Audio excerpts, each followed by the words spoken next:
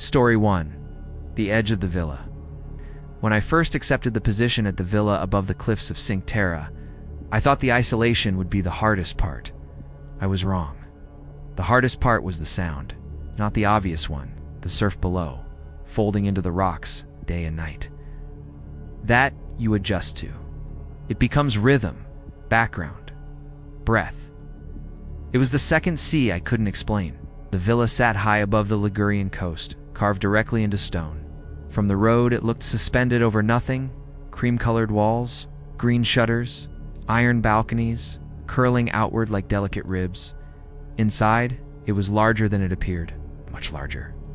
As estate manager, I was responsible for everything: staffing, security, guest arrangements, maintenance scheduling. The owner visited only twice a year. The rest of the time, the house belonged to the staff and to me, and to the sea. The first night alone, I stood on the western terrace and listened. Wind pressed against my suit jacket. Salt settled on my lips. The sea below surged in slow, muscular waves against the rocks 70 meters down. Then I heard it, faint but unmistakable. Water lapping. Not below. Behind me. I turned. The terrace tiles were dry. Pale stone, still warm from the sun. The sliding doors to the interior dining hall were closed. The sound came again, gentle, close, like tied against a shallow dock.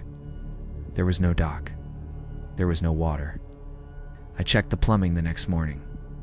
Pressure was normal. No leaks in the pipes running beneath the kitchen. No standing water in the subleveled storage rooms carved into the cliff face. The housekeeper, Marta, said she hadn't noticed anything unusual, but she hesitated before answering. Only slightly. The villa was quiet in daylight. Sunlight filled the central atrium, reflecting off polished marble floors. The air smelled of citrus cleaner and faint brine drifting through the open shutters. At night, the temperature dropped sharply. Stone retains cold in ways wood does not. The walls seemed to exhale chill after sunset. That was when the second sea returned. Began around midnight each evening. Soft movement. Not crashing waves, no impact, no foam. Just shallow water touching stone, withdrawing, returning. Sometimes it sounded like it was beneath the floors. Sometimes it came from the stairwell. Once I heard it directly outside my bedroom door. I opened the door immediately. The corridor was dry. Dim sconces cast warm amber light across cream walls. The runner carpet lay undisturbed. The air held only the faint scent of dust and salt. But the temperature was wrong. The hall was colder than my room, damp cold, like a cellar after rain. I began checking the cliff edge daily. There was a narrow walking path that wrapped around the exterior of the property, hugging the rock face. Iron railings separated you from a drop that swallowed sound before it reached bottom. The stone seemed stable. The edge did not. It felt closer each day. That was irrational. The foundations were reinforced decades ago. I had blueprints confirming the original excavation depth. The villa was anchored into bedrock.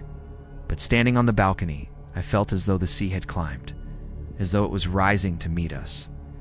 On the fourth night, I heard footsteps, not the staff. It retired by 11. These were slow, measured, bare, soft contact against tile. They began at the far end of the corridor and moved toward my door. I remained still in bed, listening. The footsteps stopped just outside. The sound of water followed. In the morning, I found nothing. No footprints, no moisture. But the hallway window, one that never opened due to corrosion in its hinges, stood slightly ajar. Salt clung to the inside frame. The chef complained the next afternoon. He said the water tasted wrong. Metallic, briny. We used filtered delivery tanks, so supply never drew directly from the sea. I tasted it myself. It was faint, but there, like diluted seawater. I ordered the tanks inspected. The delivery driver swore the seals were intact. Yet that evening, I noticed condensation forming along the interior walls of the wine cellar. Beads of moisture, tracking downward in thin rivulets. The cellar was carved directly into stone. It had never been humid. The sound grew louder on the seventh night. It was no longer subtle lapping. It was proximity. Water moving inches from my ears. I stepped into the corridor and followed it toward the central staircase. The grand staircase descended toward the atrium, and from below I heard waves breaking. The atrium was dry. Moonlight poured through the skylight, illuminating the marble floor in pale silver. But the air felt saturated. Breathing was heavy, thick, as if the entire space had been sealed underwater moments before I entered. I noticed something then. The balcony doors along the southern walls, 6 tall panes of glass, were fogged from the inside. Not from cool air meeting warmth, from humidity. Slow trails slid downward across the glass, like something had pressed wet palms against it. The next morning, the cliff path was narrower. I measured it, 32 centimeters from railing to outer rock face. The previous day, it had been 36. I checked twice. 4 centimeters do not disappear overnight. Marta told me she heard water in the walls. She described it as distant, like someone pouring a bucket slowly behind plaster. When I asked which wall, she pointed to the one facing inland, not the sea. That night, I stayed awake. At exactly 12:17 a.m., the sound began. This time it wasn't around me, it was above, water rushing across ceiling beams. I stepped into the hallway and looked up. The plaster trembled slightly. A droplet formed, hung, fell. It hit my hand, cold, salty. I ran upstairs. The upper corridor was silent, dry, every door closed. But the air temperature had plummeted. My breath was visible in the dim light. Then I heard it clearly. Not water, breathing. Slow, tidal, inhale, exhale. It came from the direction of the cliffside balcony, the far end of the hall. I walked toward it, each step deliberate. The iron balcony doors stood open. Wind moved through sheer curtains and long, damp pulses. The sea below was calm to calm. The sound continued, not from below, from the stone beneath my feet, as if something enormous were inhaling inside the cliff. The railing trembled faintly. For a moment, a brief, impossible moment, I saw water where there should have been empty air. A dark surface rising, then it was gone. The path outside measured 29 centimeters the next morning. 3 centimeters vanished. No rockfall, no cracks, just absence. The chef resigned that afternoon. He said the salt was in everything, even the bread. By the 10th night, the villa felt smaller. Hallways seemed closer together, rooms slightly compressed, as if the house were adjusting, adapting. The second sea no longer waited until midnight. It moved whenever it pleased. I began hearing it in daylight. Soft movement beneath conversation, beneath footsteps, beneath silence. Once, while speaking on the phone to the owner, I heard waves break loudly through the receiver. He heard nothing. The final measurement was 26 centimeters. I stood on the path, back against the wall, toes nearly touching the railing. The sea below churned violently, despite clear skies. And then I felt it. A subtle shift beneath the stone. Not collapsing, breathing. That night, the villa was filled with sound, not crashing, not violent, just water everywhere at once. Inside walls, under floors, above ceilings. I walked through corridors, slick with condensation, lights flickering faintly. The atrium floor reflected rippling patterns that did not match the skylight above. Reached the terrace. The door stood open. The railing was gone. There was no broken metal, no debris, only open air. And rising slowly from the darkness below, water. Not climbing violently, just lifting, as if reclaiming. I don't remember stepping back. I only remember waking inside, on the marble floor of the atrium, dry, completely dry, the railing restored. The cliff path measured 32 centimeters, perfectly normal. The staff insists nothing happened. But every night, at 12:17 a.m., the villa breathes, and the second sea begins to rise, not outside. Inside the stone, waiting for the cliff to exhale. Story 2. Salt in everything. I arrived at the villa, perched above the cliffs of Cinque Terre at the start of summer, when the sea looked harmless. The estate manager told me the isolation would either sharpen my cooking or undo me. I assumed he meant creatively. I did not realize he meant physically, or psychologically. The villa clung to the cliff face like something refusing to fall. From below, waves struck rock in slow intervals. Sound carried upward through stone, subtle but constant. At first, I found the rhythm calming. I did not yet understand it was syncing with something inside the house. The kitchen occupied the lower western wing, partially carved into the cliff. Stone walls sweated faintly at dawn. Even in heat, the room remained cool. Copper pots hung from iron hooks. The marble counters were spotless. Stainless steel appliances reflected light in long, clinical lines.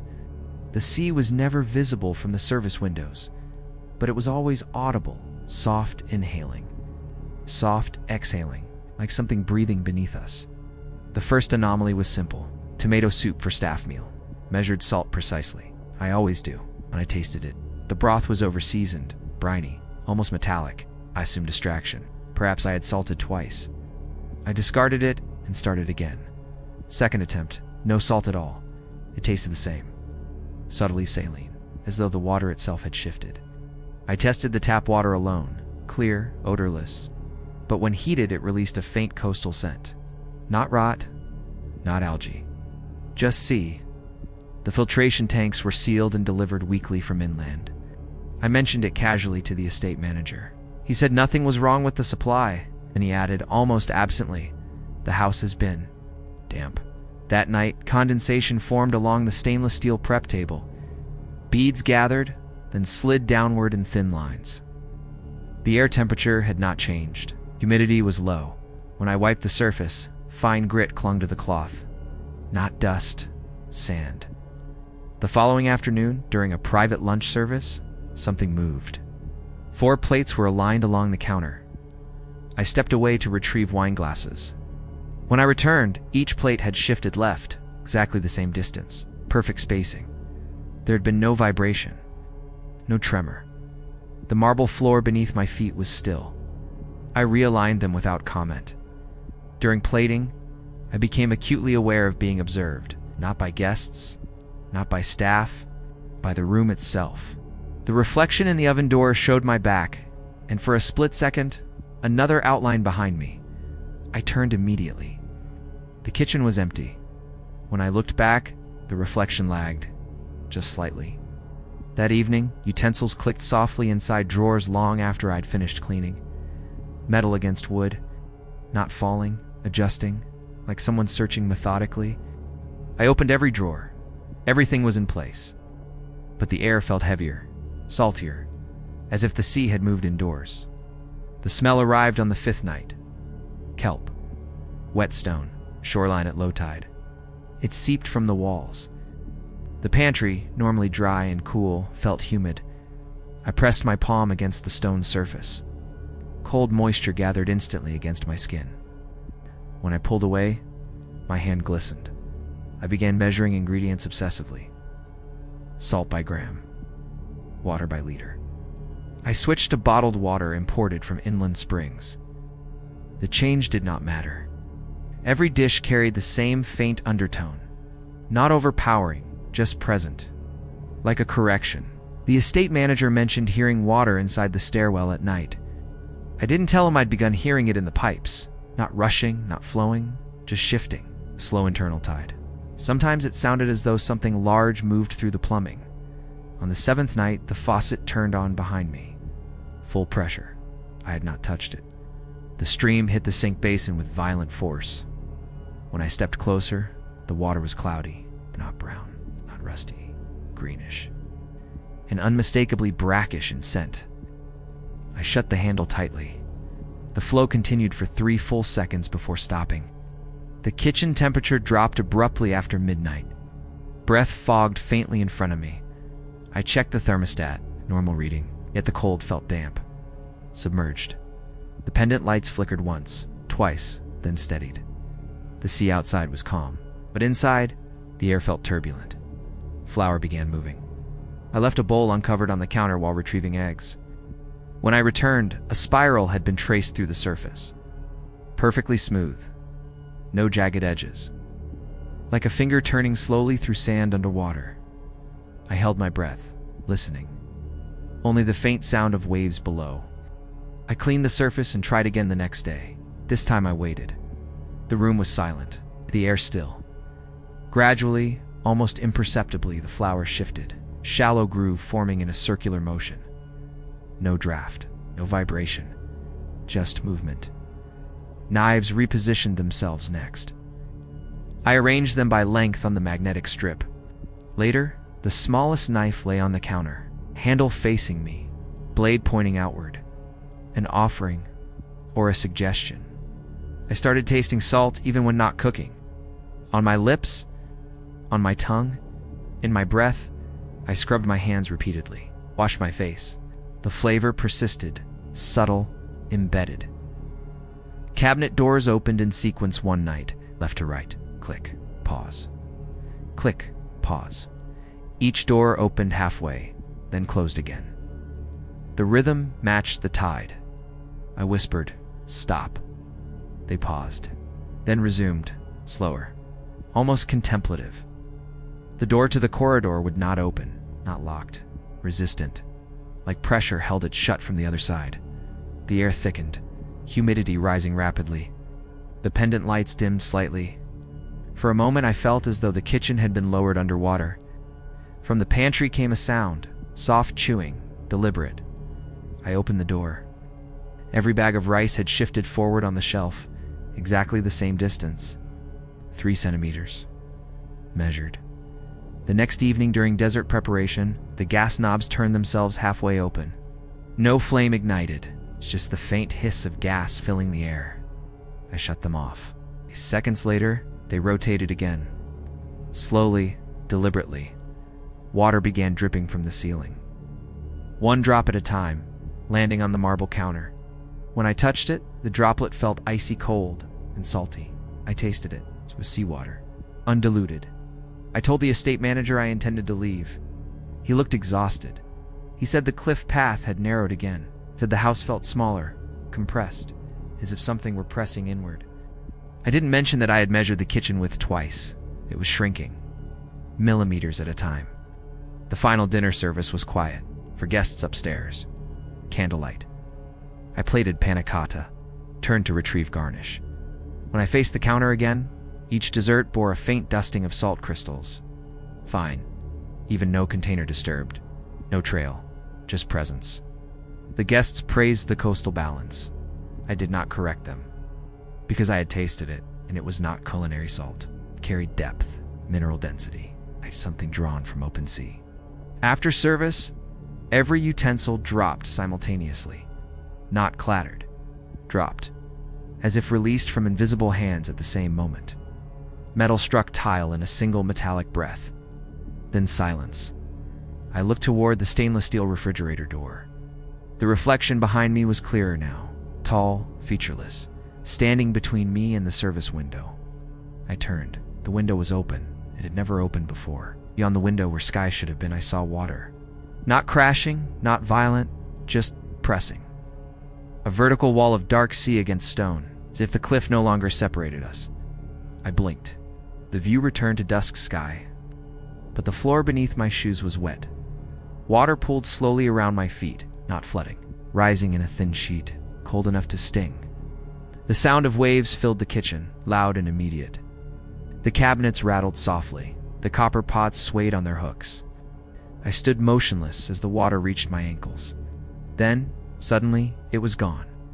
I resigned at sunrise. The kitchen was dry, spotless. No evidence of intrusion. As I carried my bag through the courtyard, I tasted salt again, stronger now, embedded.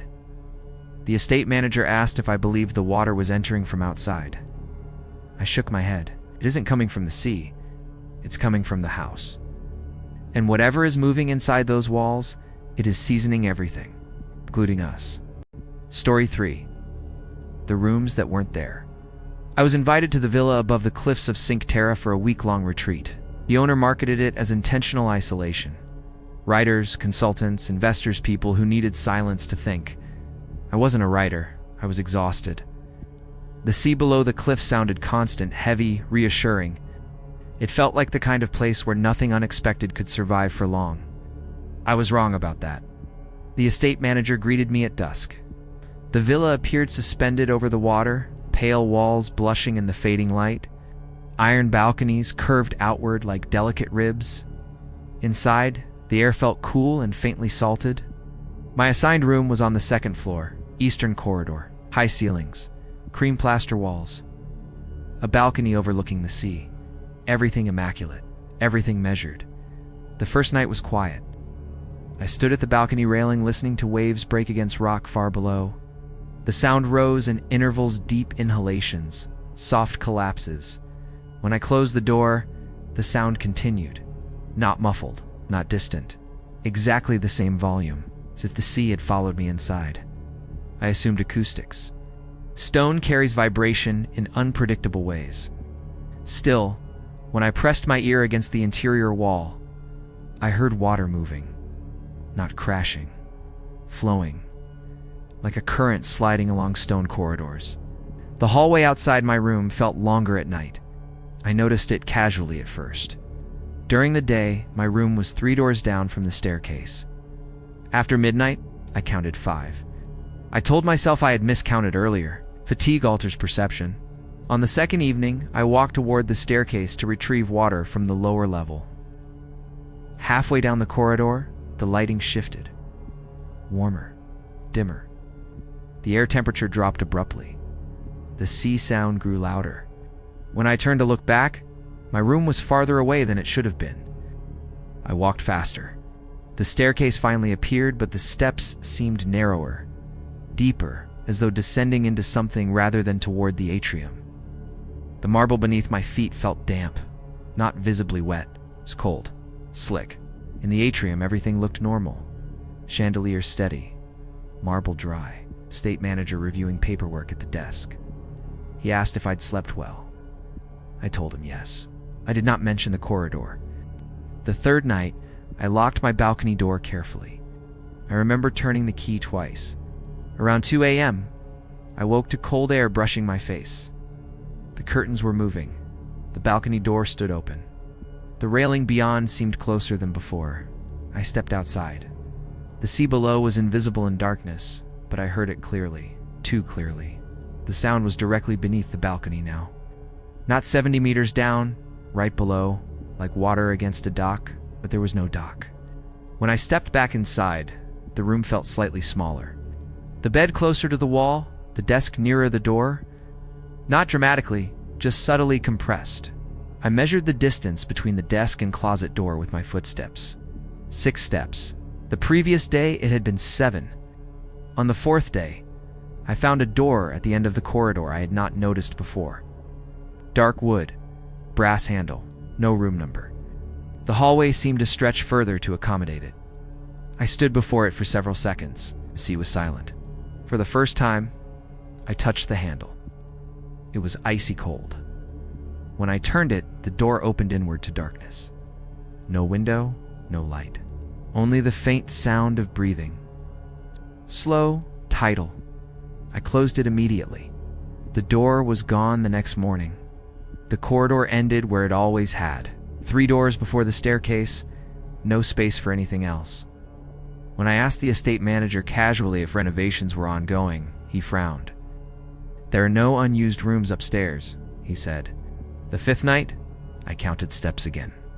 7 from desk to closet, 6 from closet to balcony. But the hallway outside now took longer to traverse.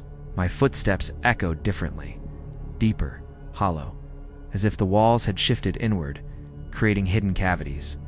The air pressure changed after sunset. My ears popped lightly, as though descending altitude. The sea sound grew distorted. Instead of waves striking rock, I heard something like movement inside water. Heavy displacement. I began waking at exactly 12:17 a.m. Every night. No alarm, no external noise. Just awareness. And each time the corridor outside seemed longer. One night I left my door slightly open before sleeping. When I woke, it was wide. The corridor beyond was darker than usual. The sconces flickered faintly. At the far end where no door should have been, I saw it again. The unnumbered door. Waiting this time, I walked toward it. The hallway elongated as I approached. The air grew cold enough that my breath fogged. The sea was deafening. But beneath it, I heard something else. Not water, not wind. Breathing. I opened the door. Inside was my room, perfectly arranged. Balcony doors closed. Lights dim. Bed unmade. But I was standing in the hallway, looking at myself sleeping. The sleeping figure's chest rose and fell in sync with the sea. Slow, tidal. Its face was turned slightly toward the balcony. The curtains moved, although the doors were shut. I felt pressure behind me, as if the corridor were closing. The figure's eyes opened, not startled, aware. They did not look at the ceiling. They looked directly at me. Then they smiled, not wide, just slight. Recognizing, I stepped backward instinctively. The room behind the door darkened. Water began pooling across its floor, not flooding violently, just rising. Covering the bed frame, touching the mattress, the figure did not move. It continued breathing. The hallway contracted suddenly, walls narrowing. The unnumbered door began to close on its own. I lunged forward, pushing it open. Inside, the water had risen to the sleeping figure's chin. It still breathed. Through water, the figure sat upright slowly, water cascading from its shoulders without sound. It stepped from the bed and approached the doorway, each movement deliberate, unhurried. The corridor behind me pulsed like something alive. I felt hands at my back, not touching, pressing, guiding, toward the threshold. The figure in the room tilted its head slightly, studying me, evaluating the sea outside the villa roared. Inside the hallway, silence fell, complete. The figure extended its hand toward mine. Its skin glistened, not wet, reflective, like polished stone beneath water. I stepped backward. The hallway snapped to its normal length instantly. The unnumbered door vanished. I stood alone before the staircase. The atrium lights below glowed warmly, normal, dry. The estate manager told me I had sleepwalked. He found me standing in the corridor at 3:00 a.m., staring at the wall. There was no water, no extra door. He suggested the sea can distort perception. Isolation can magnify imagination. I left the villa the next morning. From the road above the cliffs, I looked back once. The balconies seemed slightly closer to the edge than before. For a brief second, I saw a movement behind the glass of my former room. A figure standing near the balcony, watching it, lifted a hand slowly in farewell. When the wind shifted, I heard breathing, not from the sea below, but from inside the stone walls, measured, patient, as if the house had been waiting for me to notice that some rooms are not added. They are grown, and they remain, even after you leave. Story 4. Square footage. I was sent to evaluate the Cliffside villa in Cinque Terre after 2 prospective buyers withdrew their offers without explanation. My job was not to believe in stories. My job was measurement. Appraisal requires objectivity, foundation stability, coastal erosion impact, structural integrity, usable square footage. Emotion has no place in valuation. The estate manager seemed relieved when I arrived, as if numbers could correct something intangible. From the road above the cliff, the villa appeared immaculate. Cream exterior, symmetrical balconies, reinforced stone retaining walls, a property that should command a premium. Inside, however, I noticed something immediately. The acoustics were inconsistent. My footsteps echoed in some corridors and vanished in others. Sounds seemed absorbed unevenly, like certain sections of the house were deeper than they should be. I requested the original blueprints. The estate manager produced copies from the renovation 20 years prior. 4 levels, lower service wing carved into stone, 2 main floors, upper bedrooms, simple geometry, efficient design. The math should have been straightforward. It wasn't. The interior dimensions exceeded the exterior footprint by small margins at first. 12 centimeters here, 8 there. The discrepancies could be attributed to plaster thickness or measurement error. But when I reached the eastern corridor on the 2nd floor, the difference was nearly half a meter. That cannot be explained by plaster. The corridor felt wrong at night, longer than during daylight. When I measured it at 10 a.m., it ran 12 meters from staircase to end wall. At 11:30 p.m., it measured 13.4. I measured twice. Same result. The estate manager insisted nothing had changed. Temperature fluctuations were abrupt. In the central atrium, the air remained warm and dry. 2 steps into the western hallway, the temperature dropped sharply. Not gradually, instantly, like crossing into refrigerated air. There were no vents, no mechanical systems capable of such isolated cooling. The sea below the cliff was audible everywhere, but at night it seemed to move inside the walls. Not crashing waves, flowing, contained, as if corridors had become channels. I recorded audio on my phone to confirm the phenomenon. The recording captured only silence. On my second evening, I discovered a staircase not present on the blueprints. It descended from the northern hallway into darkness, narrow, stone steps worn smooth. The estate manager claimed it led only to a storage alcove. He seemed uncertain. I descended alone. The air grew damp and mineral-heavy. My footsteps echoed differently here, closer, tighter, as though walls pressed inward. At the base of the staircase, I expected a storage space. Instead, I found a corridor extending into shadow, unlit. The corridor should not have existed. According to the plans, the cliff face ended 3 meters beyond that wall. Yet the hallway stretched forward at least 10. The air pressure shifted as I stepped inside. My ears popped slightly. The sound of the sea intensified. The walls felt cold and wet to the touch. Not visibly soaked, but saturated. Condensation formed where my fingers pressed. I walked 15 steps before the corridor ended at a door, unnumbered, unmarked. The door handle was brass, old, untarnished. When I turned it, the door opened inward to a room identical in dimension to the master suite upstairs. Same layout, same balcony doors, same proportions. But this room had no exterior wall, no window, only stone. The air inside was heavy, humid. The faint scent of brine filled the space. I stepped fully inside. The floor felt slightly uneven beneath my shoes. It's not warped, shifting, subtle. The balcony doors stood before me, glass panes reflecting dim hallway light. There should not have been a balcony. Beyond the door was solid cliff.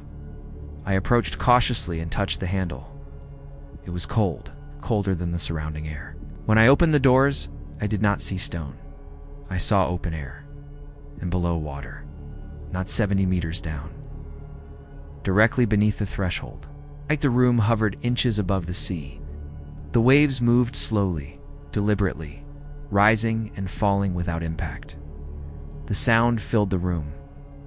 I stepped backward instinctively. When I blinked, the view changed. Solid stone wall, no balcony, no air. The door behind me closed quietly. Not slammed, not abrupt, just shut. The room darkened. The air thickened. I felt pressure against my back, as though the walls were adjusting, accommodating. The temperature dropped sharply. My breath fogged. From beneath the floorboards came a sound, not water, breathing, slow, measured. The rhythm matched the tide I'd seen moments earlier. The far corner of the room shifted, not visibly moving like sliding furniture, but reconfiguring, angles softening, dimensions bending, as if geometry itself were reconsidering its shape. I moved toward the door. It would not open. It's not locked. Resistant, like pressure on the other side held it shut. The breathing beneath the floor grew louder. Water began seeping through the seams between floorboards. Thin lines at first, then small pools forming around my shoes, cold, salt-heavy, undeniably seawater. The air smelled sharply of brine. I pounded on the door. The sound was absorbed instantly. No echo, no reverberation, as though the walls swallowed vibration. The water level rose to my ankles. Still no splashing, only quiet accumulation. In the reflection of the glass doors, I saw someone standing behind me, tall, featureless, motionless. When I turned, the room was empty. But the reflection remained for a fraction longer, then vanished. The door opened abruptly. The corridor beyond appeared normal, dry lit. The water at my feet disappeared instantly. No dampness remained on my shoes. The air was warm again. I stepped into the hallway. The corridor measured exactly 3 meters from staircase to end wall. No extension, no hidden doorway. The staircase I had descended no longer existed. Only smooth plaster. I confronted the estate manager, insisted there was no lower northern corridor, no additional staircase. He appeared genuinely confused, almost frightened. That night, I measured the villa's exterior perimeter with a laser tool. The total footprint had reduced by 40 centimeters compared to municipal records. Not collapsed, not eroded. Compressed, as if the structure were tightening inward. From the terrace, I looked down at the cliff edge. It seemed closer than earlier that day. The railing cast a shadow over open air. For a moment, I imagined the villa was not anchored into stone, but resting atop something fluid. Inside, I heard footsteps on the non-existent staircase. Slow, descending. The sound ended beneath my feet, directly beneath the marble floor. Then the breathing began again. Deep, patient. I submitted a revised appraisal the next morning. Reduced valuation. Structural inconsistencies. I did not mention the hidden corridor. I did not mention the room suspended over water. From the road above the cliff, I looked back once. The villa appeared slightly narrower than when I arrived, as if its walls were drawing closer together, holding something inside, or keeping something from escaping. And as the wind shifted, I heard the sea, not crashing below, but moving quietly inside the stone. Story 5. High tide. I took the night security job at the Cliffside Villa in Cinque Terre for one simple reason. I liked the quiet, no supervisors breathing down my neck, no nosy guests asking for directions after midnight. It was just me, a bank of surveillance monitors, and the steady, soothing rhythm of the sea crashing against the cliffs far below. The estate manager, a man with a perpetually tired face, mentioned the tide as he was showing me the ropes. He said, "High tide peaks around 12:17 a.m. He said it so casually, like he was telling me where the coffee machine was. It was just a detail, a piece of trivia about the local coastline. I didn't know then that it was the most important detail of the entire job. I didn't know that everything hinged on that exact minute. My shift started at 10 p.m. By then, the villa was already settled into a deep silence. The daytime staff were tucked away in their quarters on the lower levels. The wealthy guests were behind their heavy, locked doors. The only sound was the wind, pressing gently against the window shutters like a soft, insistent hand. The security station was a small, modern office tucked away near the central atrium. 8 camera feeds glowed on the wall in front of me. They showed the exterior paths winding through the gardens, the private balconies, the service wing, and the grand stairwells. 3 of the cameras had a view of the sea, a vast expanse of dark, distant water under the night sky. My first night was completely uneventful. I did my patrols, I drank my coffee, I watched the screens. The only thing even remotely unusual happened at exactly 12:17 a.m. The camera pointed at the main cliffside path flickered with static. It lasted for exactly 3 seconds. Then the feed returned to normal. I logged it in the shift report. Coastal humidity, I figured. It messes with the wiring all the time. Nothing to worry about. On the second night it happened again. The same camera. The same time. 12:17 a.m. The same 3 seconds of static. But this time the audio feed picked up something else. A faint sound hiding beneath the electronic hiss. It wasn't the wind, and it wasn't the surf. It was a low, metallic creak. The kind of sound iron makes when it's under an immense, grinding strain. I did my midnight perimeter walk just before the event was due. The cliff path was narrow, but the stonework was solid under my feet. The iron railing, which I now paid very close attention to, was secured firmly into the rock. I pushed against it. It didn't budge. No signs of erosion, no damage. The sea below moved with its predictable, steady rhythm. Nothing felt out of place. And yet the air felt heavier than it had earlier. It was damp, thick, almost pressurized, like the moments before a thunderstorm breaks. Back inside, I watched the clock tick towards 12:17. At 12:16, the lights in the grand atrium flickered. They didn't go out. They just dimmed for a second, then brightened again. A power surge, maybe. Then the clock hit 12:17. Every single monitor went black. It's not a flicker, not a fade. It was an instant, total loss of signal. My heart jumped into my throat. The darkness lasted for a full minute. At 12:18, they all blinked back on. All feeds were normal, except one. The camera overlooking the eastern balcony. The marble floor was covered in a thin, shimmering sheet of water, pooled across the entire surface, reflecting the dim lights of the villa. I grabbed my flashlight and rushed to the balcony. It was only a 30-second walk, but by the time I got there, the marble was bone dry. not a drop of moisture. No wet footprints, no residue, nothing. I went back to the office, my mind racing, and replayed the footage. The water hadn't splashed onto the balcony. It didn't pour from anywhere. It just appeared. It seemed to rise up from the stone itself, spreading evenly across the floor before vanishing just as the feed had cut out. There was no rain. There was no logical source. On the fourth night, things started to move. I was watching the feed from the main terrace. At 12:17, two heavy wrought-iron chairs rotated slightly inward. It wasn't dramatic, just a few degrees, as if two invisible people had adjusted them to have a conversation. It was so subtle I almost thought I'd imagined it. Before my shift ended, I went out and pushed them back to their original positions. The metal felt unnaturally cold and damp to the touch, despite the dry night air. The activity escalated, but it was slow, almost shy. I'd walk my patrol and find interior doors that I knew I had closed now standing slightly ajar. Windows I had personally locked were now cracked open, the curtains billowing softly even though there wasn't a breath of wind.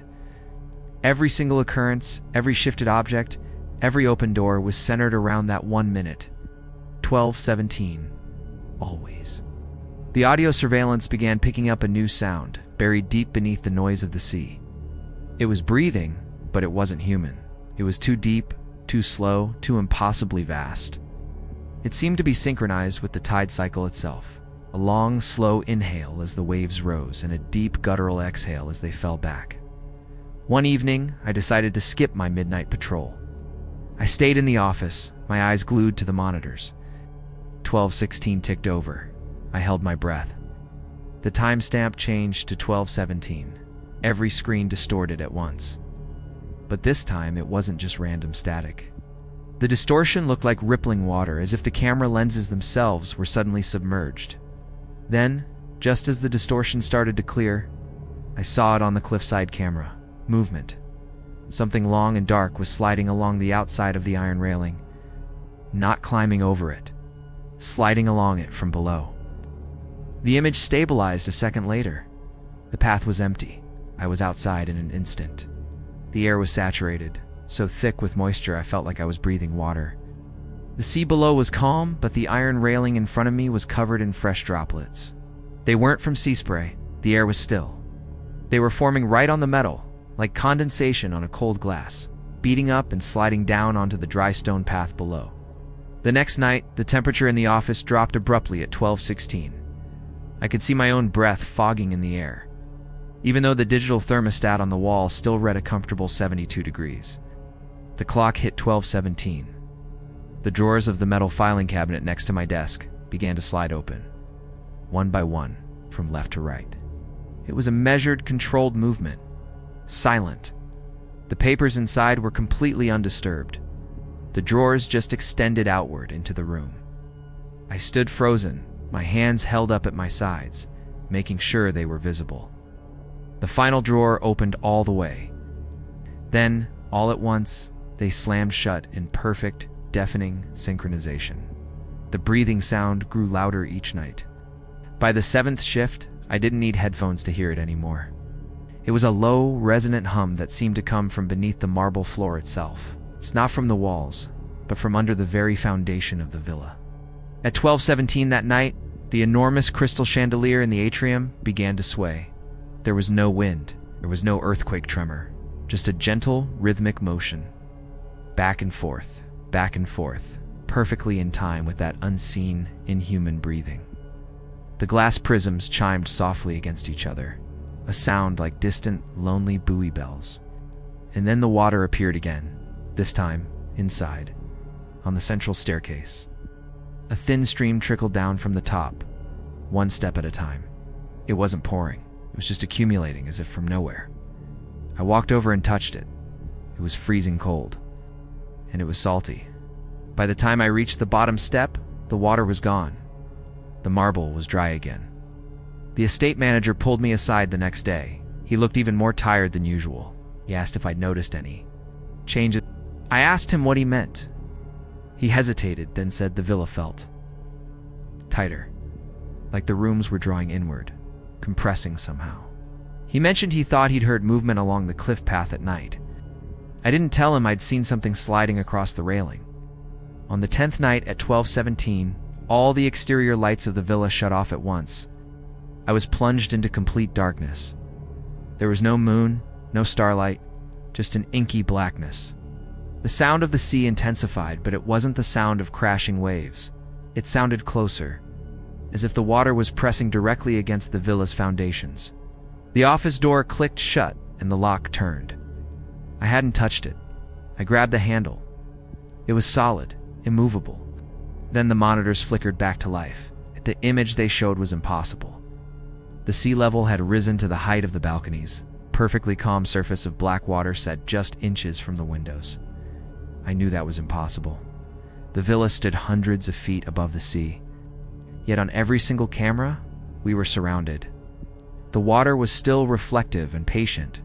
The breathing filled the office, vibrating up through the floor, rattling the filing cabinets, shaking the desk. I watched my coffee cup slide an inch to the left, not violently. It just repositioned itself, like furniture on the deck of a boat adjusting to the current. Water began to seep under the office door. A thin black line at first, then a shallow pool spreading across the tile. My shoes were soaked. The pressure in the air was immense, compressing my chest, making each breath feel borrowed. And on the monitors I saw them. Figures standing on the balconies. 5 of them, one in each camera frame. They were motionless, silhouetted against the impossible sea. And they were all facing inward. Watching the villa, they didn't move. They didn't drip. They just stood there. The deep breathing grew slower, heavier, as if something truly massive had finally settled into place beneath the structure, supporting it, holding it. Suddenly, the office door unlocked with a loud click. The water on the floor vanished instantly. The monitors all returned to their normal feeds. The cliff was visible. The sea was far below. The balconies were empty. The clock on my screen read 12:18. I did a full perimeter check. Everything was dry. Everything was stable. Everything was unchanged. Except for one thing. The iron railing along the cliff path felt slightly bowed inward. Not broken, just bent. As if something incredibly heavy had been leaning against it. From below, I still work the night shift here. The estate manager says I'm reliable, calm under pressure. He has no idea. Every night at 12:17, I stay in my chair. I don't patrol. I don't interfere. I just watch the monitors distort into rippling water, and I listen to the deep breathing beneath the marble floor. The tide continues to rise on camera feeds that show a world that shouldn't exist.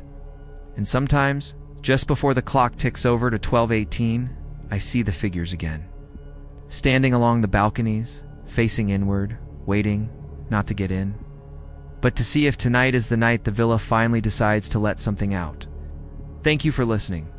If you enjoyed this story, don't forget to like, subscribe, and hit that notification bell for more strange tales.